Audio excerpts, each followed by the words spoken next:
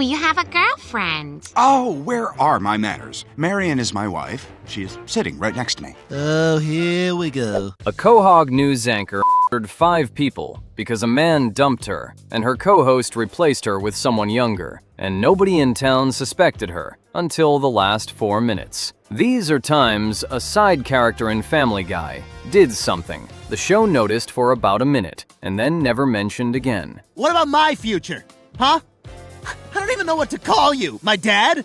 My other mother? We're going in order of how bad it gets. Let's start the show. Season 4, Episode 17, The Fat Guy Strangler, is the one where Carter Pewterschmidt's answer to a direct question nearly gets his son-in-law killed. Peter skips his physical to go eat steak with the guys, which is why Lois marches him to Dr. Hartman herself, and Hartman runs the exam and takes his time getting to the point. Please just tell us, is Peter healthy? Oh yeah, he's fine. He's just really fat. Oh, thank God. Peter is healthy. Peter is also, in Hartman's professional assessment, fat. Taking this badly, Peter knocks a framed photo of the Pewterschmidt family off the wall, and when Lois gathers up the pieces to fix it, she notices that part of the photograph had been folded over. Under the fold, there's another child, a boy, so she calls her father. I had a question I wanted to ask.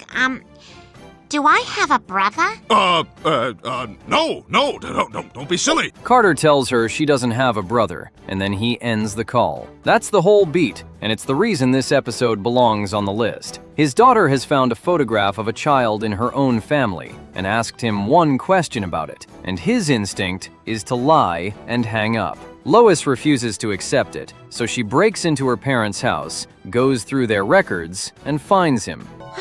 This is it. Patrick Pewterschmidt, 56 Meadow Lane, Brookfield. I do have a brother. His name is Patrick, and he's been in a mental hospital since he was a small boy, put there after a breakdown, and he's still there. Patrick? Yes? My name's Lois. I'm your sister. Oh my God, Lois. I never thought I'd see you again. That breakdown happened because Patrick walked in on his mother with Jackie Gleason when he was a child, and he never recovered from it, and the family filed him away. Down at the hospital, Patrick is polite, lucid, and glad to see her, so she signs him out. We are taking you back to Quahog with us. Oh, that's a great idea. Maybe he can bring his sling blade and order up some French fried potatoes. He moves into the house, and he introduces everybody to his wife. Her name is Marion, and nobody else can see her. Oh, you have a girlfriend. Oh, where are my manners? Marion is my wife. She is sitting right next to me. Oh, here we go. Brian and Stewie work this out inside about 10 seconds, and Stewie decides to run a test. But what if I put this cucumber right here?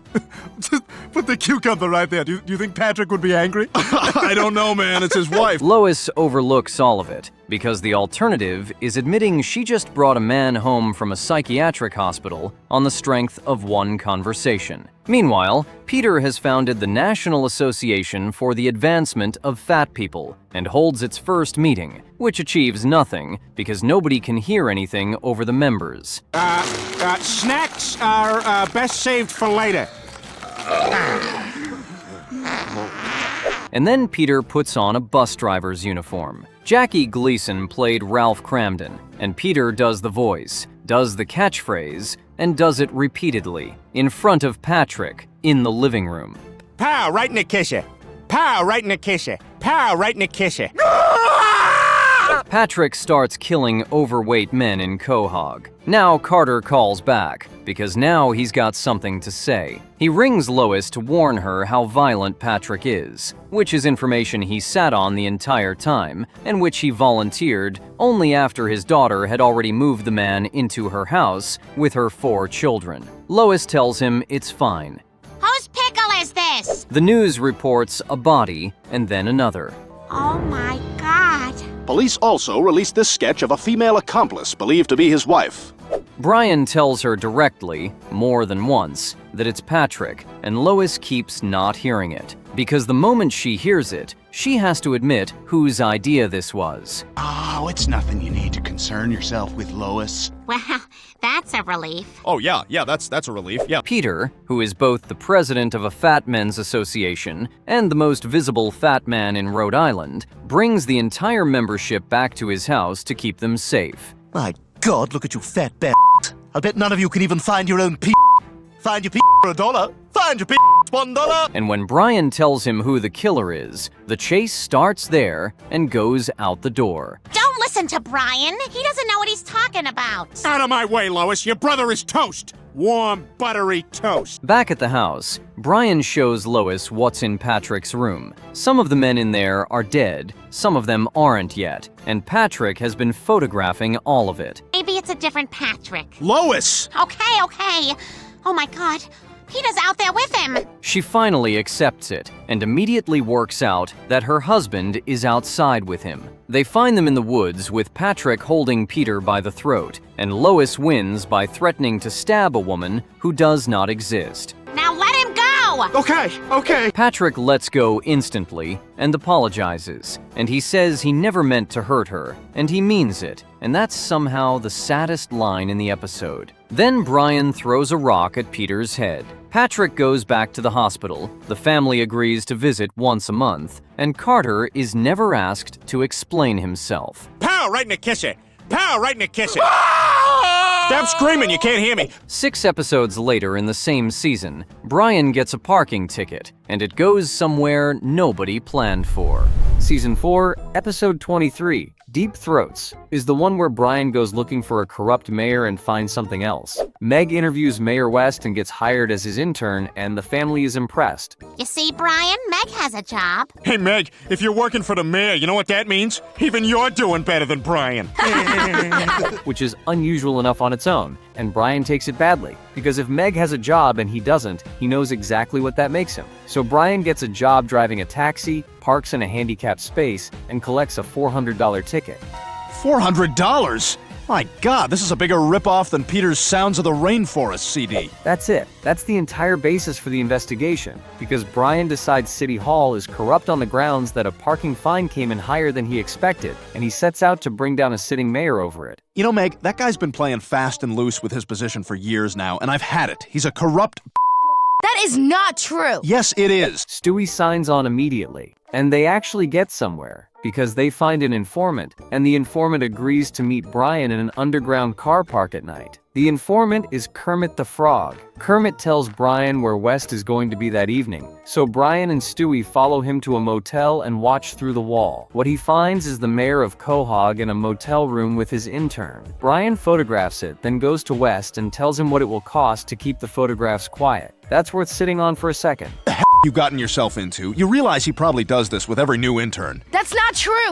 Adam and I are in love. Oh, don't be ridiculous. Brian has just caught a sitting public official doing something that ends careers and starts investigations, and his first instinct is not the police and not a newspaper. It's leverage on a parking ticket. Meg finds out what Brian has and confronts West, and West ends the relationship. And the reason he gives is press coverage. You're just a sweet young lady with her whole life ahead of her.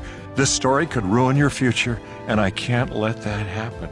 Brian, listening to this, destroys the photographs and apologizes to Meg. Nobody reports anything, and West is mayor again the following week and stays mayor for another 15 seasons. Elsewhere in all this, Peter and Lois enter the Quahog talent show with the folk act they had in the 80s, discover they can't write anything new, and decide the problem is chemical. 4 seasons on, the Griffins hire some help around the house, and it takes a household chemical to undo it.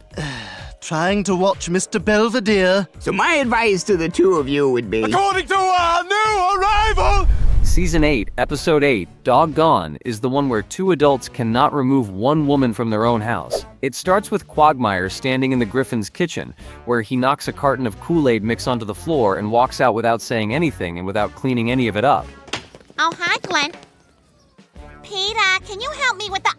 Oh, Peter Griffin! Peter takes the blame, and that's the last the episode has to say about it. Lois has been cleaning up after Peter for years, and a red powder disaster across the kitchen tile is where she stops, so she hires a maid. Consuela, this is my husband, Peter, and these are our children. Oh, hello, Mr. Peter.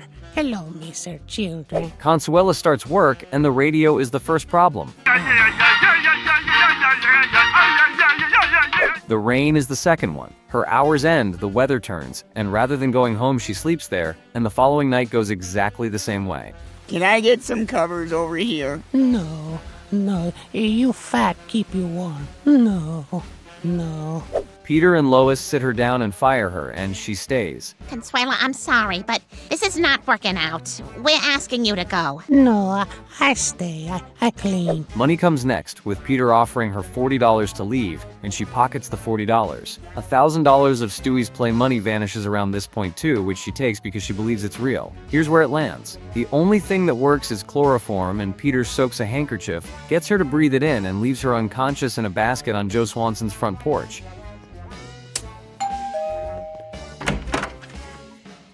I need more lemon pledge. Firing her failed, paying her failed, and asking her failed, but a household chemical and a wicker basket did the job in one evening. Quagmire spilled a drink, a woman ended up asleep on a neighbor's property, and he never finds out and never comes up again. 10 episodes later in the same season, he gets one of his own, and he does not enjoy it. Season 8, Episode 18, Quagmire's Dad, is the one where Quagmire discovers he has limits. Peter and Joe head over to Quagmire's place and meet his father, Lieutenant Commander Dan Quagmire, Career Navy. Are you ready, Boots? They've come expecting to find the source code, expecting the man who explains Quagmire. What they get is a very polite officer with a long story about the Navy, and within about 4 minutes, the two of them are texting each other under the table about it. The breeze was just so warm that you break any kind of a sweat. Big gay. Big gay yeah. Brian, meanwhile, announces he's going to New Haven for a seminar on how to make a web series, and the family's reaction to this is one of the coldest things in the episode and has nothing to do with the plot. Feel good about that? Feel good about what you just said? You gonna go, Brian, or should I get the can of pennies? Quagmire invites Peter and Lois to the naval ball being held in his father's honor, and Peter raises his theory about Dan on the way over. Yeah, that was so funny, man. Yeah, no, it wasn't funny. It wasn't funny. It wasn't funny. It was gay. Quagmire's response is that Peter is jealous because Peter's father was the town drunk and his father is a war hero.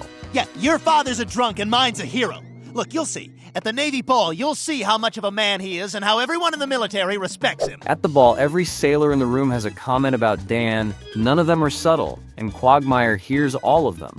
Your dad had the best in the military. Okay, just stop! Stop! Everybody stop! So he goes and asks his father directly. Dan tells him he's a woman trapped in a man's body, and that the surgery is already booked. I am telling you the truth. Now calm down. You're ruining this ball. You know how much I love balls. All right, come on now. That's not helping. Quagmire goes to Peter and Lois for advice, which tells you how badly he's handling it. He has an appointment Friday with Dr. Hartman to have the procedure, and he wants me to go with him.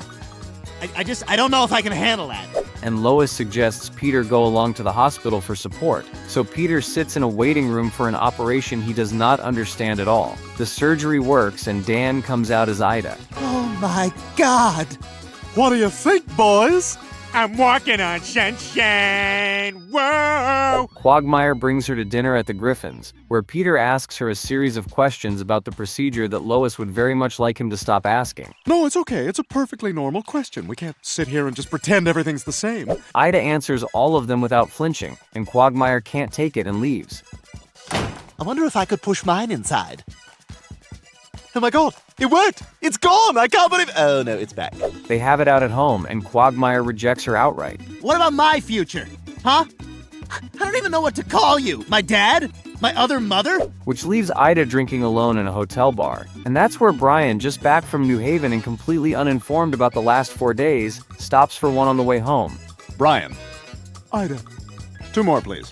They get on, and they get on well, and they go upstairs. The next morning, Brian tells Peter and Lois he's met someone and shows them a photo on his phone. They laugh until they can't breathe, and Brian, reading this as jealousy, informs them that he has found a real woman. Which makes it considerably worse. He goes upstairs to cool off and tells Stewie about it, and Stewie tells him who she is. Brian is then sick for 30 uninterrupted seconds.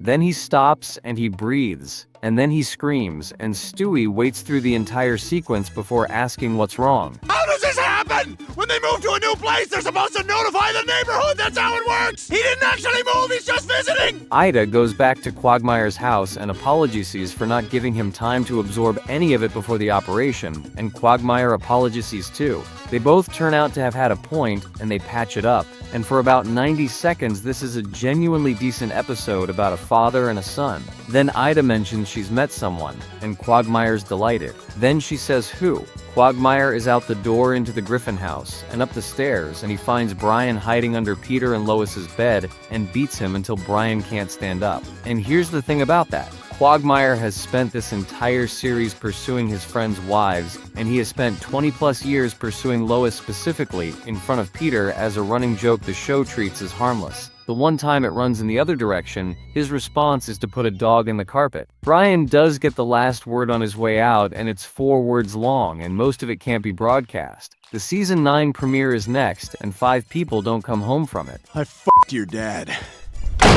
Season 9, Episode 1, And Then There Were Fewer, is the one where the show killed off recurring characters and meant it. Everybody in Quahog receives an anonymous invitation to a dinner party held in their honor at a mansion on a cliff, and the Griffins go, along with everyone else you'd recognize. None of this makes any sense. Everyone got invitations from an anonymous source for a dinner in their honor, when that's clearly not the case. The host is James Woods, who announces he's found religion through his girlfriend Priscilla, and that he's brought them all here to apologies for everything he's ever done to them. Since I'm a man of God now, I am truly repentant. So, I invited you all here to make amends. Now why the hell do we trust you? Which means he has just assembled, in one building, every single person with a reason to want him dead. This is all very strange. I agree. Something's not right. I don't know, maybe we should give him a chance. Maybe he really is born again. James and Priscilla step into the kitchen, and Quagmire's girlfriend Stephanie sits down in James's chair. She's shot where she sits. Did the cork hit me? Everyone assumes James has arranged the whole thing and runs for the bridge, but the storm has taken the bridge out. Oh my God, Peter, back it up! And they're on the island until the weather clears. All right, it looks like we're stuck here. Storm has flooded the causeway and the bridge is destroyed for the moment. There's no way out. Then they go back for Stephanie's body, and the body is gone. It's gone! Where is she, Woods? What'd you do with the body? Hold on to that. James swears he had nothing to do with any of it, and the lights go out. And when they come back on, he's been stabbed in front of everyone by somebody in the room. He's dead. Oh my God!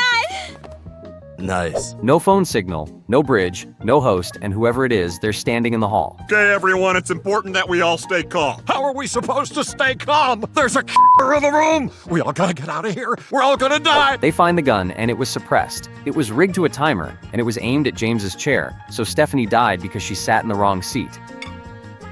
Oh my God. Stephanie was an accident. That's a way of putting it. What do you mean, Joe? So, the question becomes who wanted James Woods dead, and the answer turns out to be an extremely long list. Tom Tucker was talked out of auditioning for a horror lead, Mayor West lost a username to him, and Diane Simmons was promised an introduction to Dan Rather and got Danny Bonaduce. Let's take a look at that wrist injury. That's my foot, not my hand.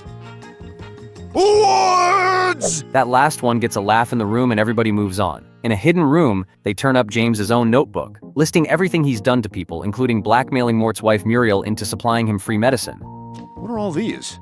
God, there are tons of OxyContin bottles in here, all prescribed to James Woods, and all from Goldman's Pharmacy. Muriel immediately goes missing, which looks bad. They split into teams and search the house, and they find Muriel. Oh my God!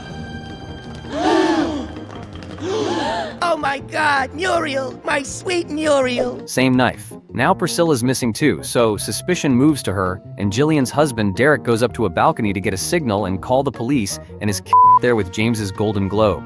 Oh my God, no, Derek! Oh, Jillian, I'm so sorry. It's Consuela who notices the award isn't on the shelf anymore, so they stop splitting up, move as one group, and search every room in the house, and it's Meg who finds it, under Tom Tucker's bed, still bloody. Tom says Priscilla must have planted it. Well, I think we found our killer. Oh, now, wait a minute, that's not mine! And then they find Priscilla's body in the ceiling vent of Tom's room. That's enough for everyone. You're not taking me anywhere, you podunk, quahog, redneck cop! Not you or anyone else in this damn town! I'm not going to jail! And Tom gets chased through the house by Peter, Joe, Carl, Dr. Hartman, Quagmire, Seamus, and Mayor West, and caught. Let me go, you bastards! You're all gonna pay for this! The next morning, the police take Tom away, the storm's cleared, and everyone starts packing up to go home. 4 dead, 1 arrested, case closed. You know, despite all the craziness this weekend, I feel like a lot of people were looking at me like I was really attractive, which makes me think that I'm gonna grow up to be good looking. And then Lois stops in to say goodbye to Diane Simmons, and Diane shows her address. It's for her solo debut on the news, her first broadcast without a co-anchor, which Diane bought before Tom Tucker was arrested. Lois works it out standing there, and Diane pulls a gun on her. Oh my god. Oh my god, it was you! You're the killer! Very clever, Lois. Here's what happened. Diane had been quietly seeing James Woods, and James ended it on her 40th birthday. And around the same time, Tom arranged for the station to replace her with a younger woman. So she decided to kill James and put Tom in prison for it. She paid Priscilla, who was a station intern, to get James into religion and get him to throw this party, and the gun in the chair was the whole plan, and it should have taken one evening and one body. Oh my god.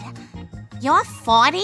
Yes, I'm 40. But then why did you kill the others? Stephanie sat in the wrong seat, and after that Diane was improvising. She stabbed James herself during the blackout. She killed Priscilla and Muriel because they saw her handling the evidence, and she killed Derek so the police couldn't get there early. 4 of those 5 people died cleaning up after the first one went wrong. And Diane says there's one detail she was never able to account for because she has no idea what happened to Stephanie's body. Quagmire knows what happened to it. He's not the killer, he's not a suspect, and he isn't part of this plot in any way. He just did that quietly in the background while 5 people were being murdered around him, and the episode moves on immediately and never mentions it again. Well, actually, Lois and I were just about to go for a quick walk, weren't we, Lois? We've been getting better acquainted. Diane marches Lois outside to the cliff edge to finish it. Please don't do this. I won't tell anybody. I swear to God. That's right.